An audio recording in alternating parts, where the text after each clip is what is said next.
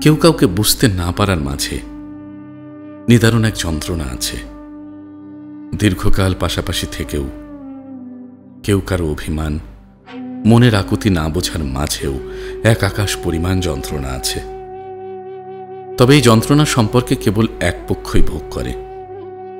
বোঝাপড়ার ঘাটতি সবচাইতে বেশি বোধ হয় স্বামী স্ত্রীর সম্পর্কেই বেশি দেখা যায়। পৃথিবীতে যারা কেবল কোমল হৃদয়ের মানুষ, কেন যেন শুধুই তারাই সম্পর্কের ক্ষেত্রে অভাগা হয়। একতরফাভাবে যতই সম্পর্কের উন্নয়নে এবং টিকে থাকার লড়াই করে যাক না কেন, দিন শেষে সমস্ত ক্লান্তি আর হতাশা তাদের ঘিরে থাকে।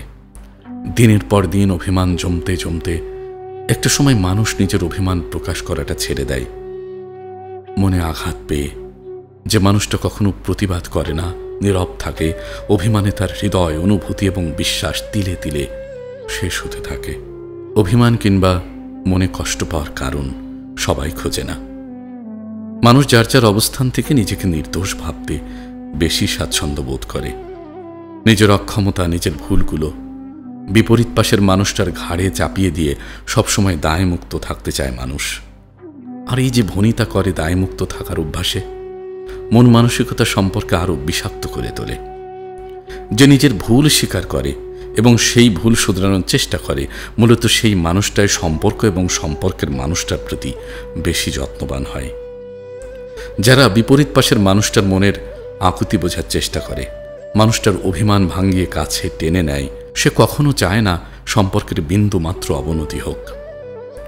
যারা সম্পর্কের মানুষটাকে সারা জীবন আগলে রাখতে চায়, তারা কখনো মানুষটার প্রতি উদাসীন হয় না।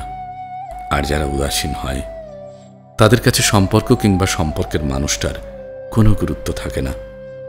সম্পর্কে আপোষহীন মনোভাব নিয়ে কাউকে ভালোবাসা যায় না। আপোষ করতেই হয় ভালোবাসার সাথে।